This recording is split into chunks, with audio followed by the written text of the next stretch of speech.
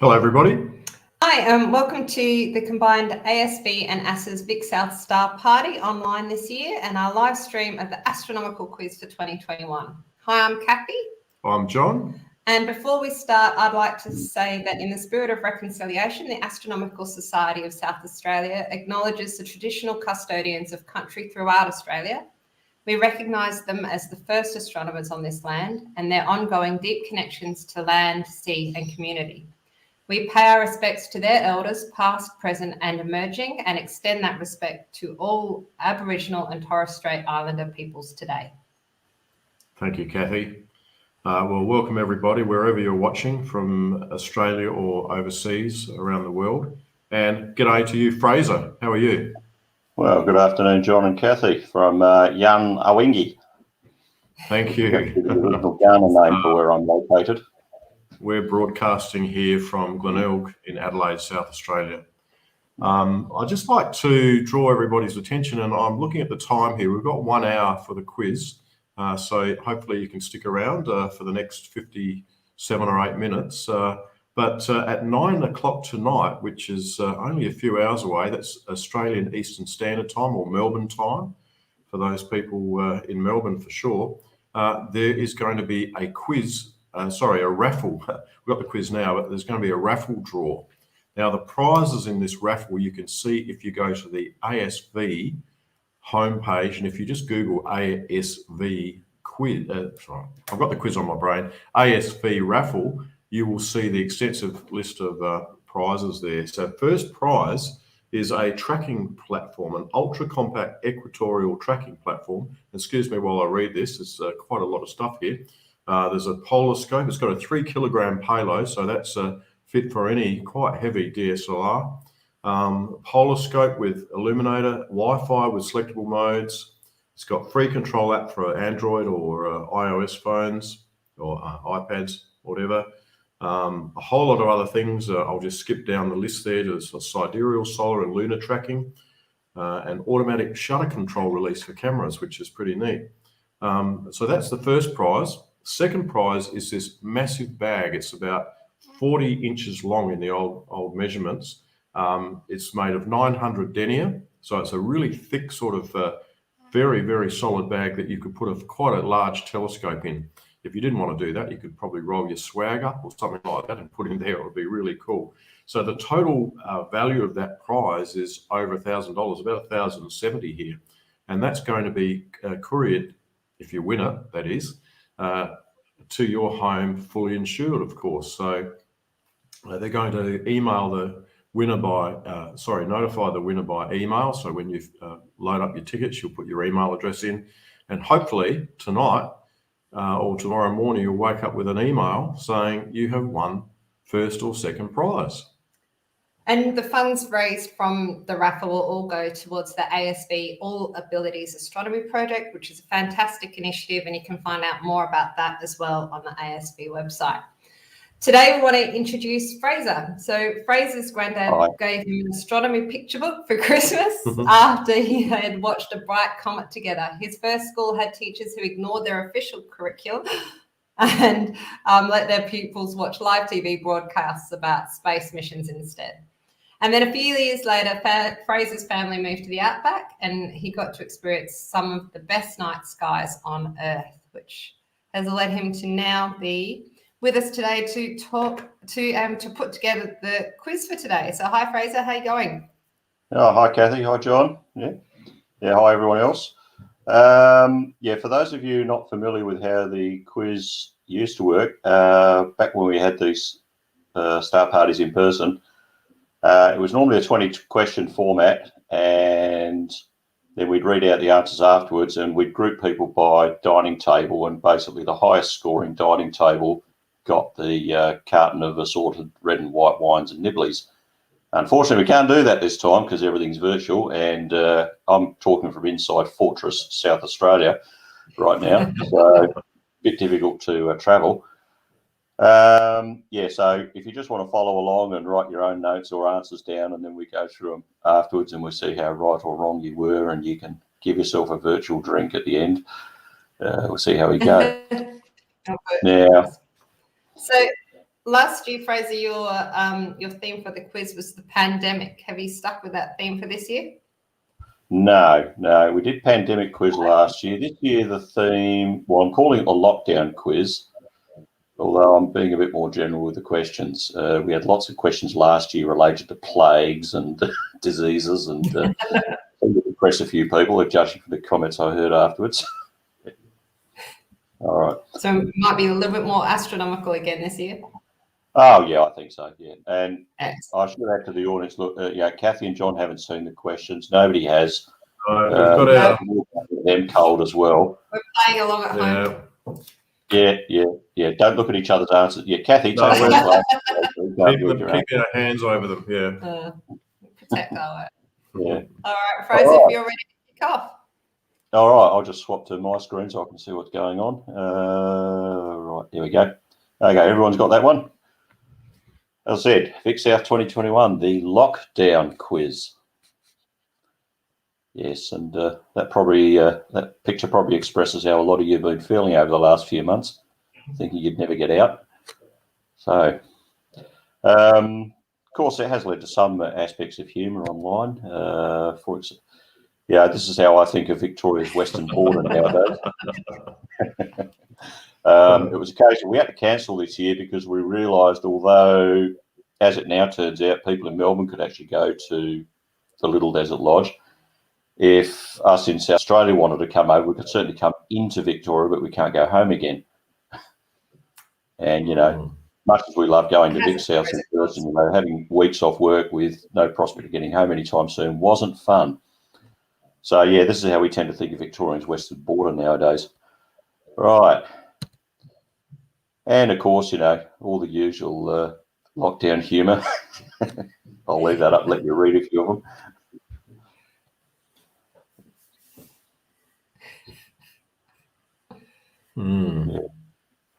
Yeah, I particularly like that one on the bottom right. We finished all of Netflix, now what? Yeah. Seen it all. And the haircuts, yeah. Oh, yeah. Yeah, I'm due for another one. I remember actually during the lockdown here last year, I was teasing my sister about the fact, I'm actually going to see your natural hair colour for the first time in 40 years. She thumped me. Yeah, I'm due for one too, yeah. It needs rearranging, does it, John?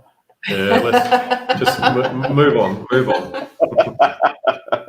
All right, moving on. Okay. Question one of our quiz.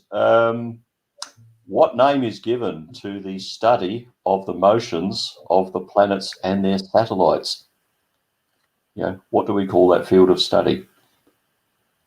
Motions of the planets and their satellites. That's question one.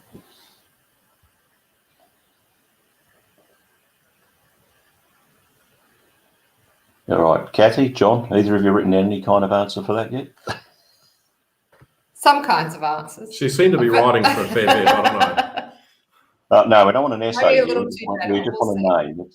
Okay. Okay. All right, well, yeah, all right. We'll go on to the next question. Now, question two. Name the next constellation in this sequence. Taurus, Gemini, Cancer, what? The next constellation in this sequence. Taurus, Gemini, Cancer, and then what?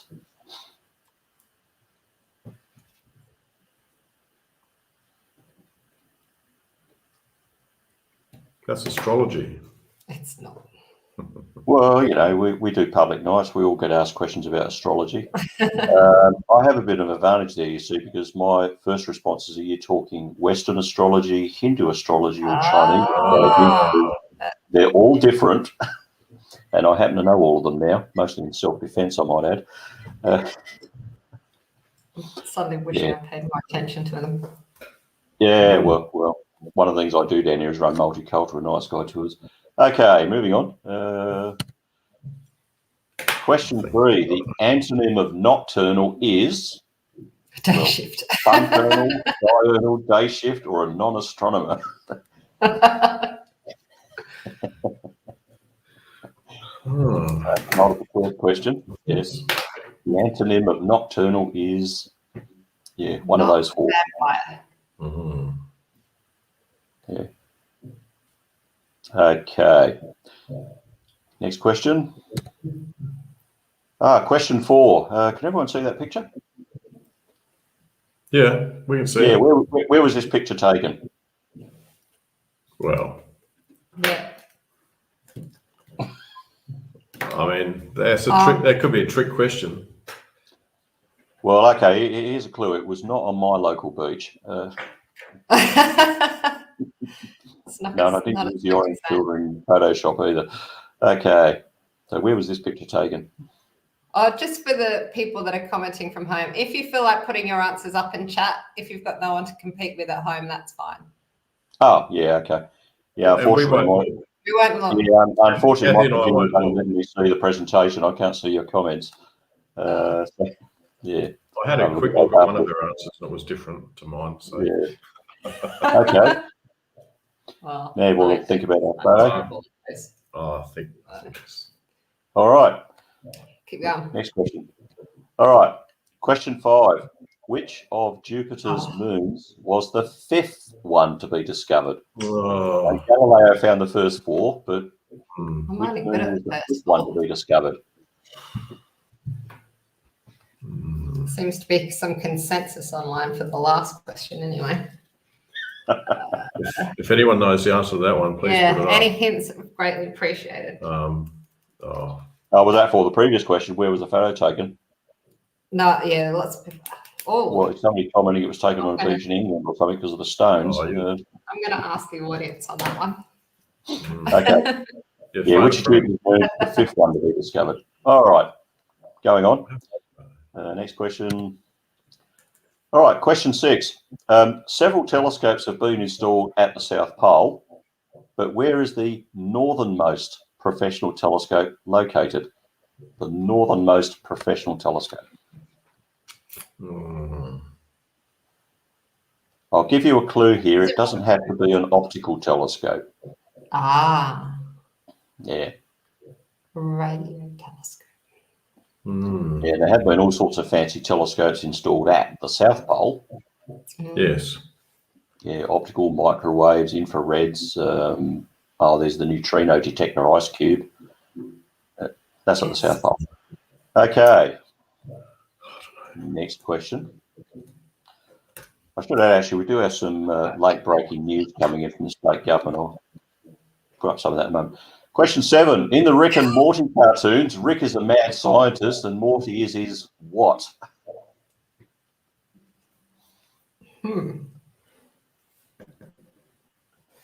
Yeah.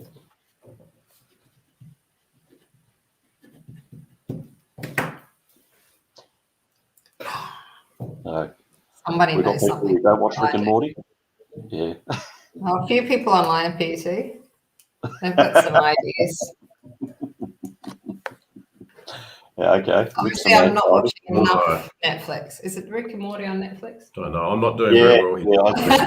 Not up to a great start. Yeah. If not, I should add, when we do get back To together, have we've got a some lot of differing opinions on the show here. Yeah, okay. Yeah. Can be polarizing. Anyway.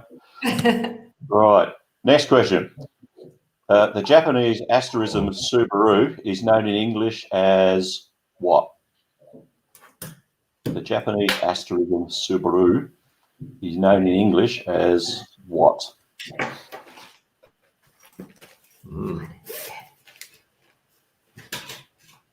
How are they doing online? Come on, Pen. I've got a few. I'll be okay. Now, Kathy, did I just see John write down a car? Yeah, I was going to say the Subaru dealership's just around the corner here. Yeah. Mazda. No. Okay, that was question 8. Subaru is known in English as what? Okay, moving on. Now, question 9. What is a periapsis? What is a periapsis?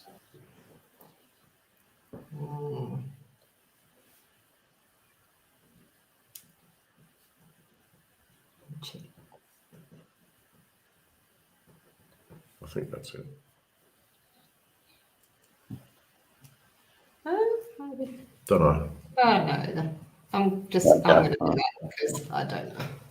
Okay. All right. Something like that. Yeah. Okay, question 10. An achromatic objective for a refractor telescope is intended to do what? An achromatic objective for a refractor is intended to do what?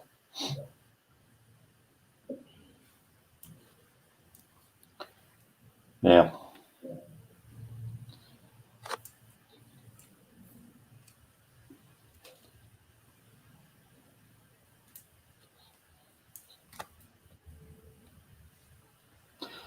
all right, now I've actually been receiving various updates from the South Australian state government in recent days, especially as it pertains to the tourism industry, which I'm in. And one of their updates was this one. The South Australian government proposal to strengthen the state's border controls. That's their plan. That's just to keep the rabbits out. Yeah, well, okay. The dingo fence has been expanded. Yeah. All right, question 11. True or false? Victoria and Tasmania share a border on land, not just in the sea. True or false? The islands are down there. I reckon Don't give it away, Kathy. I'm thinking. Victoria and Tasmania share a border on land. True or false?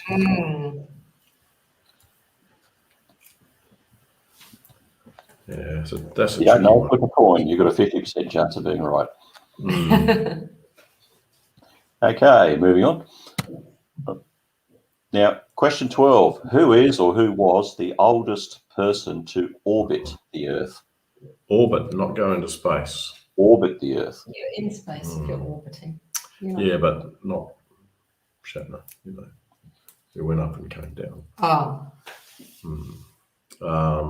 If you're going to orbit. Yeah, who is or who was the oldest person to orbit the Earth?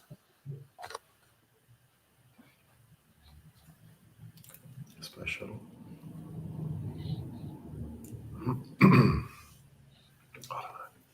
Okay, well, we're whispering. Can you hear us? Can you hear us whispering? Yeah, I can hear you whispering, and I imagine everyone else can too. Our brain's trust is not very trustworthy.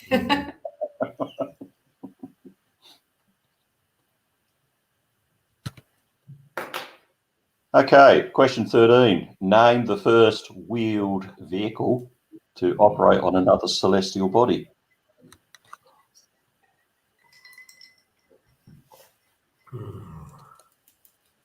The first wheeled vehicle to operate on another celestial body.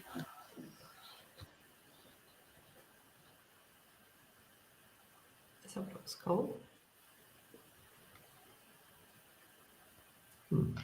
Right. That's what I'm thinking. What was it called? These are tricky, Fraser. Question 14. A baby llama or baby alpaca is called a what?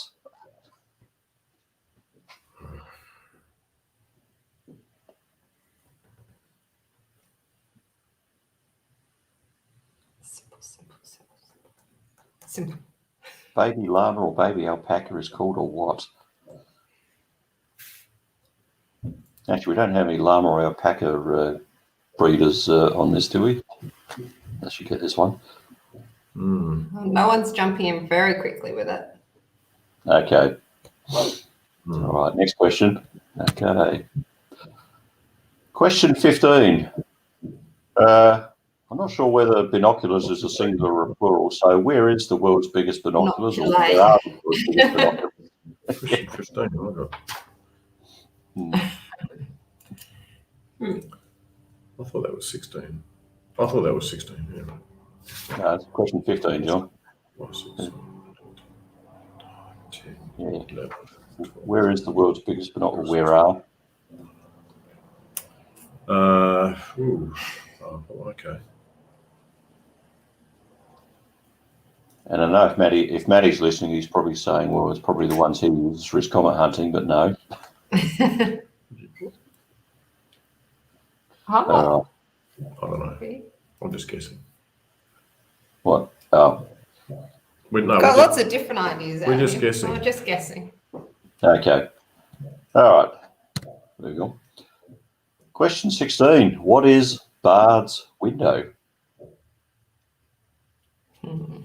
What is Bade's window? It is an astronomical thing. Don't know. I've never heard of it. Bade's window. Where have I? Bade's window.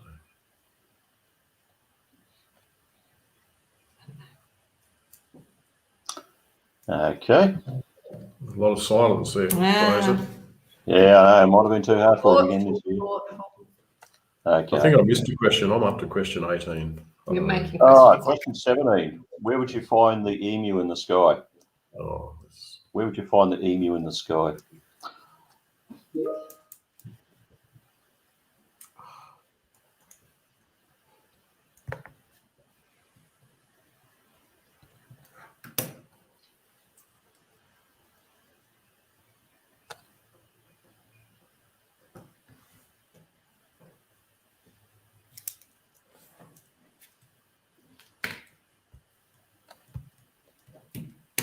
All right.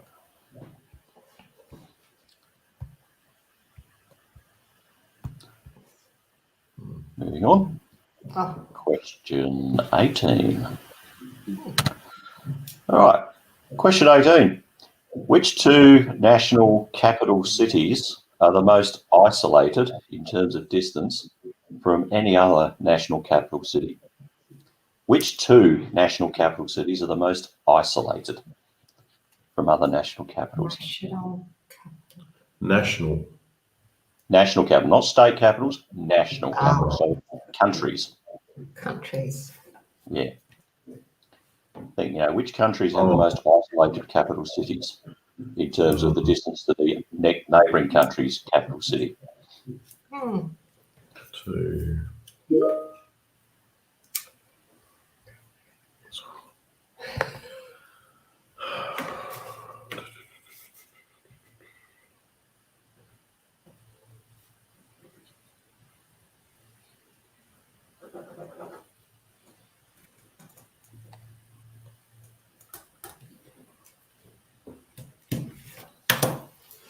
That's some tricky questions here, Fraser. They always are, Kathy.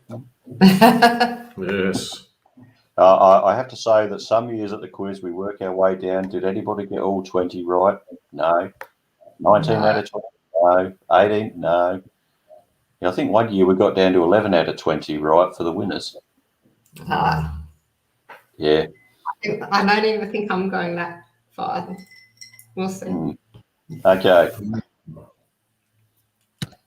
Moving on to question 19. Question 19. Who was the first woman to land on the moon?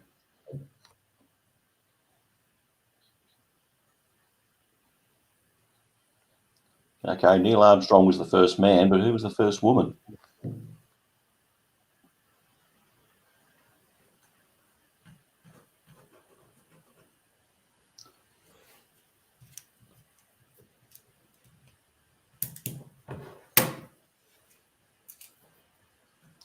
Okay, and last question.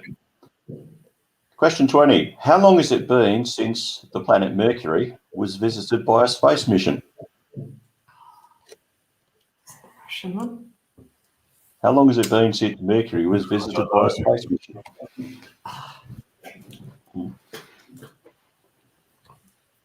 You got a bit of a smirky look on your face there, Fraser. Another one of those. Oh. Well, there is another tradition with these quizzes, John. You know, we also include some bastard questions. Ah. Yeah, that will be revealed in the answer. We sort of Okay. expected that if your teacher didn't follow the proper curriculum. Naughty teachers. Yeah, I know. I still don't know how to do long division. Yeah, or double entry bookkeeping. There's some fascinating answers online here. We'll let everybody look. Yeah, I'll have to swap back at the end and have a read. Okay. And we've had another government proposal, this time from our state opposition.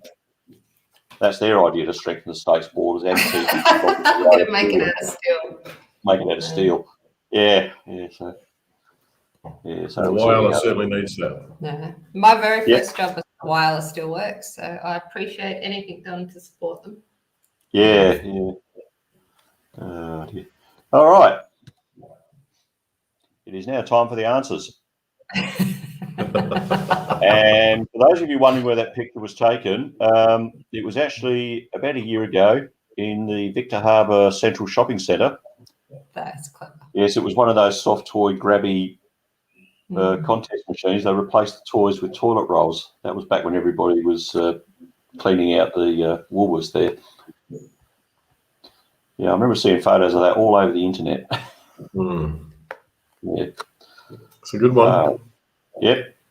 Yeah. Well, I've been to that shopping centre recently, actually just a few days ago. In fact, they've got all the stuffed toys and things back in it again. Anyhow, time for the answers. Here we go. All right, let's go. Ready? Okay, we're ready. Pen for corrections. All right, trying to find out how ignorant you all are. Not the teacher. Okay, the name is celestial mechanics. Hey. Study of the motions of planets and satellites. Celestial mechanics for question 1. Swap papers. No, We're swapping no, papers. we're not. I think because I got that one wrong. What's that? You're saying you can't read Kathy's writing? Or No, she can't? I wanted to swap papers, but she didn't want to do that. Why, she written in crayon? Yeah. Okay. That's what you meant to do. All right, celestial mechanics for question 1. All right. Question 2. The next constellation in that sequence is Leo. Of course, it's the old Western zodiac. Yeah, and the picture, of course, I'm showing it upside down as we see it from Australia. Oh, I see. With the words upside down. The sickle. Yeah. Yeah, the sickle, or the emperor. The first emperor, according to the traditional Chinese interpretation, or at least the front half. Okay, Leo. That was the answer to question 2. Close enough. Answer to question 3 is diurnal, or B on that list. I wasn't sure if that was Diurnal. So that means daytime. a bit of the screen. Okay. What's going on? For question 4, the picture was taken on the surface of Titan. I knew. Yeah, by the Huygens lander in 2005. Yeah, I had Cooper cool. Petey. Yeah. That's very similar. There's not enough holes in the ground.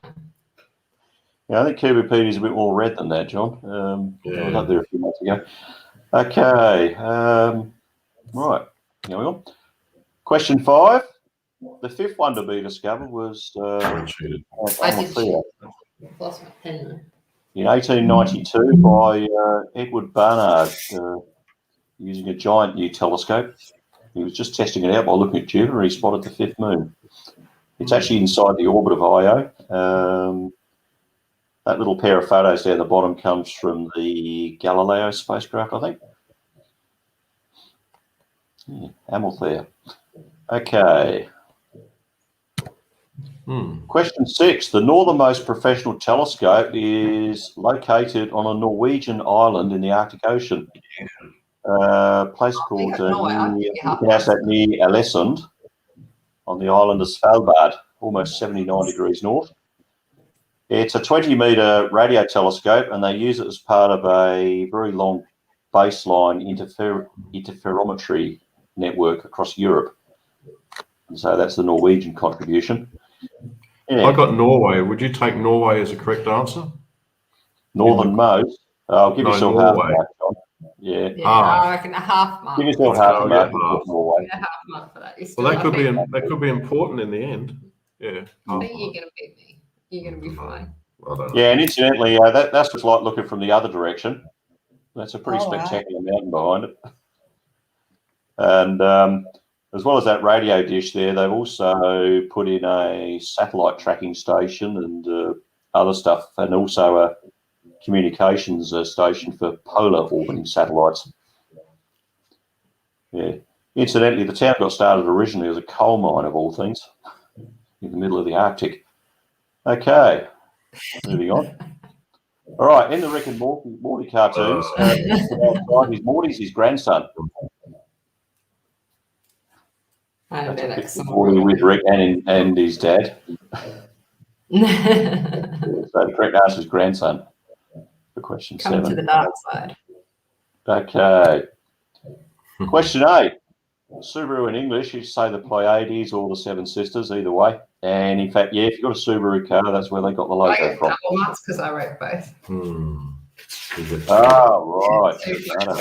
Both answers. You need them. I do need all the points I can get. So question 8, the Pleiades or the Seven Sisters. Yeah.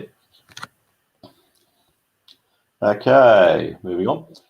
Question 9, a periapsis is the generic term for the nearest point in an orbit to its central body. If you want to be specific kinds of orbits, if it's an orbit around the sun, it would be the perihelion.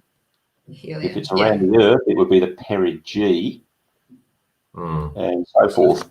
Yeah, but periapsis is the generic term for the nearest point of an orbit. Nobody got that? Okay. Need to go back and study question 1 again because it's in celestial mechanics. Okay. Question 10. An achromatic objective is intended to reduce or eliminate chromatic aberration in a lens by bringing all the colours to the same focal point. Now, there is a bit of an interesting historical backstory to the invention of the achromatic objective. The guy who came up with the idea realised that it was potentially going to be really valuable, but he himself did not have the optical expertise to grind the lenses to the correct curvatures. But in order to preserve his secret, he sent one of the lenses off to one professional optician. He sent the second lens off to a different professional optician with the idea that each produce a separate half of the lens and he'd bring them together to his invention. Unfortunately, both of the opticians he chose were busy. They both subcontracted the job to a third guy. And he realised the two lenses were meant to go together and the secret was out. Yeah, so Chester Hall missed out on quite a lot of valuable royalties there back in, I think it was 1753. Anyhow, that's a standard lens you'll find in most of your refractor telescopes and binoculars nowadays. Achromatic objective. Okay. Question 11. Victoria and Tasmania do have a land boundary. See? But it was by accident. When they originally decided on their mutual interstate boundary, they picked a line of latitude. Added information, that's right. Yeah, they picked a line of latitude at the time, which was believed to be entirely on water. But subsequently, they resurveyed some of the exact positions of islands in Bass Strait, and they found that one of them, about the size of a football oval, happened to cross the border. So yes, they have so Victoria and Tasmania have an 85-metre long boundary on land on this tiny island, which they've now called Boundary Islet. And if you're wondering where that is in relation, I don't think so. Well, if you're wondering where it is in relation to the rest of Australia, it's that tiny dot at the east end of Bass Strait. Yeah. Yeah, I thought it might have been Flinders or something like that, one of the bigger islands, but it's not. No. The intention was the border was supposed to miss all the islands. Yeah. Except they got the original position of that one slightly wrong. I guess it would have been a pain if it was through one of the islands. Yeah. There's no word yet on whether Tasmania actually set up a quarantine point on there or out. Yeah, haven't heard back about that. Testing station on there. Yeah, all that. Yeah. Anyhow, question 12. The oldest person to orbit the Earth was John Glenn, and he was 77 at the time. He was on his second space flight. He was one of the original Mercury astronauts, and he was the first American to orbit the Earth back in, I think it was 1962. And then after that, he left NASA, went into a political career, and after quite a long political career. He managed to talk his way back aboard the space shuttle for studies of the elderly. Yeah, so there he is, age 77 in was orbit. he the guy that coined the term Godspeed? How they say that? That's one for you. Yeah, during his first flight, he right came up with stuff, the idea yeah, of Godspeed, whoever. Hmm. Yeah.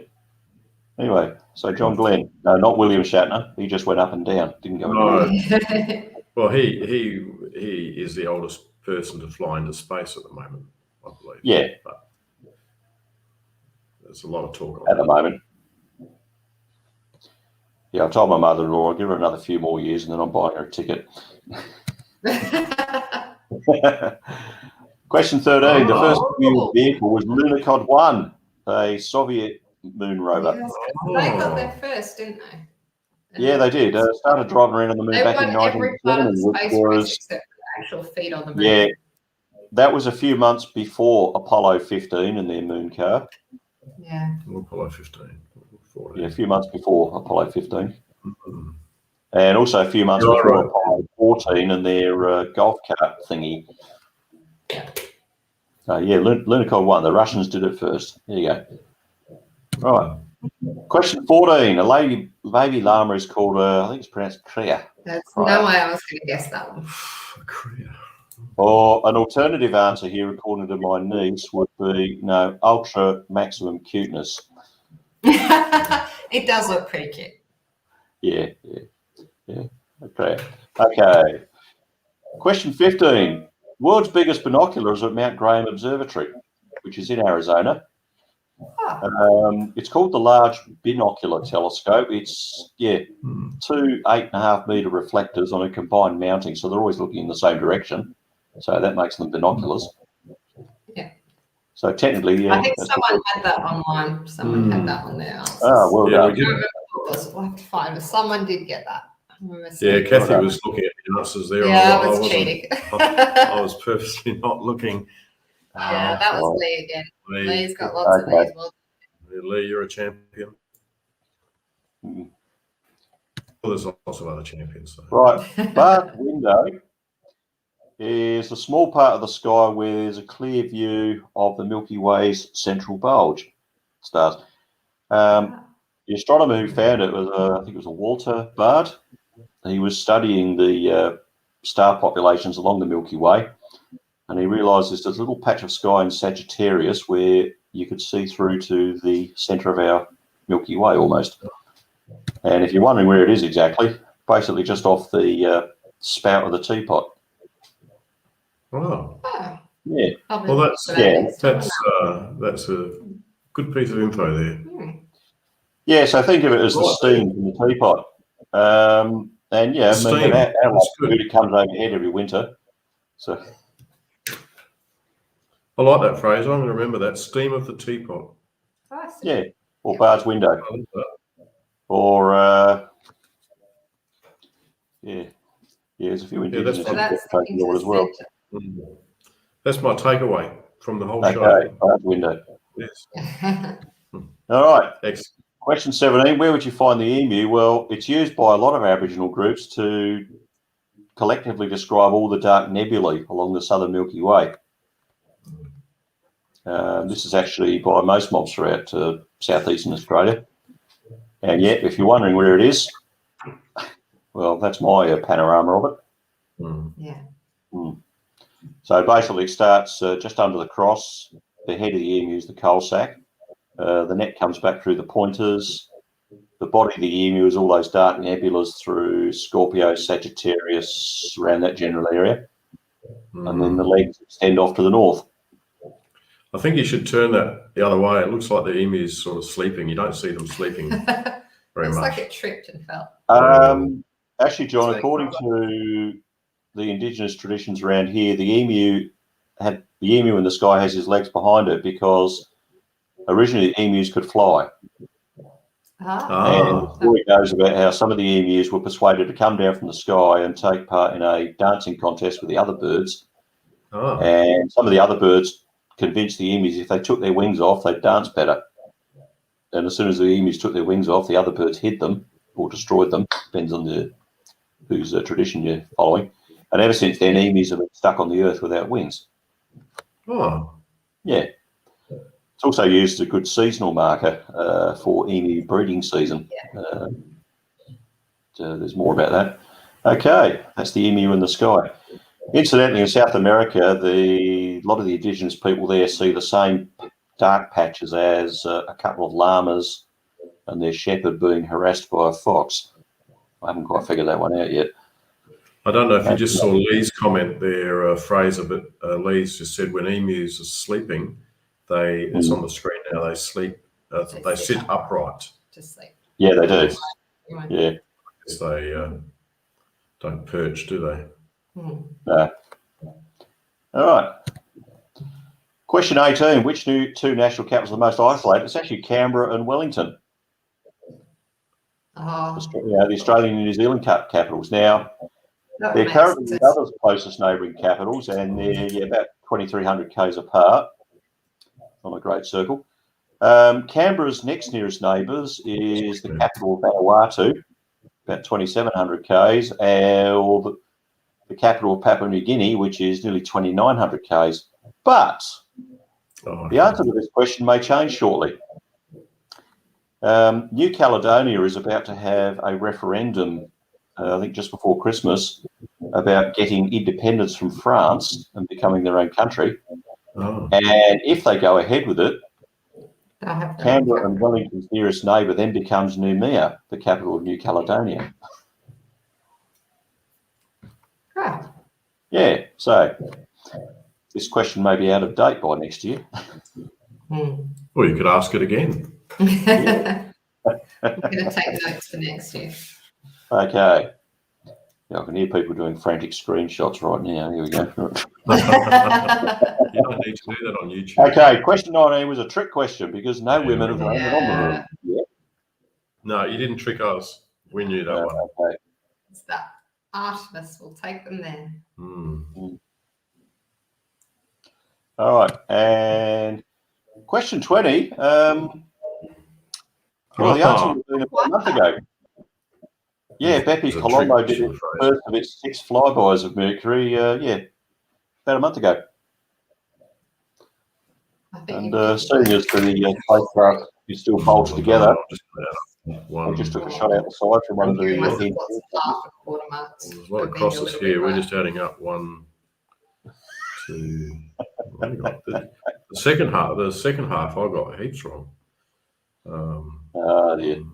4, 5, 6. 4, 5, 6. I only got 8. 7. I got 7. 4, 5. 1, 2, 3, 4, 5. 6, 7, 8.5. Nah, you win. Oh. Okay. Well. Yeah, I thought. Oh, gee. Yeah, thanks for that. Oh, yeah, now here's the other political proposal. That's right. Going to the moon. Yeah, here's the cheap version of protecting the state border. Just hang a few signs on fences. You think that's going to help? At least we know where the state borders are now. We're very sure of it. No border. Well, I was going to say, seriously, people would probably ignore these. We've actually got some signs up on the cliffs around here saying don't climb the cliffs. Because people have fallen off them and died. And, yeah, people still climb the cliffs and have to be rescued. So, yeah. So, online, I think our highest score reported so far is Michael Mattiazzo with an 11.5. Maddie. Yeah. How are you, Maddie? And if from you, our last stream. Yes, and if you missed that, if you're looking at the quiz, if you go to YouTube, you can check out Michael's fantastic talk on comets, which will be available very soon. I'm not sure if it's up there yet, but we'll get that up. And you can see streaming back to the comment. There's quite a lot of comments here. There we go. That's the highest score anyone's claiming yet. 11 out of 20. Paul's got 11. A lot of people seem to have answered Mars for the moon of Jupiter. What? Yeah. Right. Wow. No, there's some great questions there. That's and really good. Very thought-provoking. Thank you for Baade's window. I want to forget, next time we're up having a look, we'll have a look at that one. To the centre of Milky Way. Well, look, before everybody goes, and look, thanks, Fraser, if you could stick around just for a little bit. Don't forget to go to the ASV, the Astronomical Society of Victoria's website, and buy your tickets. Now, you can see the banner across the bottom of the screen there, asv.org.au, and at 9 p.m. Australian Eastern Standard Time tonight, Eastern summertime, Melbourne time tonight, 9 o'clock. That's when the raffle will be drawn. So I suggest you don't leave it till then. Get your tickets now, hop online. Yeah, I think sales, don't they close an hour before that, to be sure? So make sure you get them before 8 o'clock. That's a good point there, Kathy. Yeah. I'm not sure when the sales actually close. Obviously, they're going to close a little bit before. So I'd suggest just go there now if you're here watching. So head on over. Yeah, you've got time before the next presentation. Yeah, dive in. All right. Well, thanks very much, Fraser. Thanks, everybody, for joining us for the thanks for having quiz. Stay online. Remember, we've got more broadcasts coming tonight, and there's a number of telescopes across Australia tonight to broadcast the deep sky. So don't put any down here. It's still cloudy. Yeah. Yes, I know that a few of our members here in South Australia are heading up to Stockport now. Stockport is about an hour north of Adelaide. As we speak, they're packing their cars, and if not, they're on the road by now, and they'll be setting up for a live stream. So you'll be able to sit back and watch in the comfort of your own home, some live. Hopefully, we've got beautiful clear skies. It looks clear now, so fingers crossed that stays with us and we get some really good images tonight. Yeah, beautiful blue skies here in Adelaide at the moment, so let's hope that stays that way. So thanks again, Fraser. Yeah, all right, thanks, John. Thanks. Hopefully next year we're all together and we can have that table. Yeah, you share that crate of wine. And thanks to our friends at the ASV for controlling all the buttons, and to our people here in Adelaide also controlling all the buttons behind the scenes. A lot of work there. So thanks, guys. Yeah, thanks, guys. Yeah. Bye-bye. Bye-bye. See you later.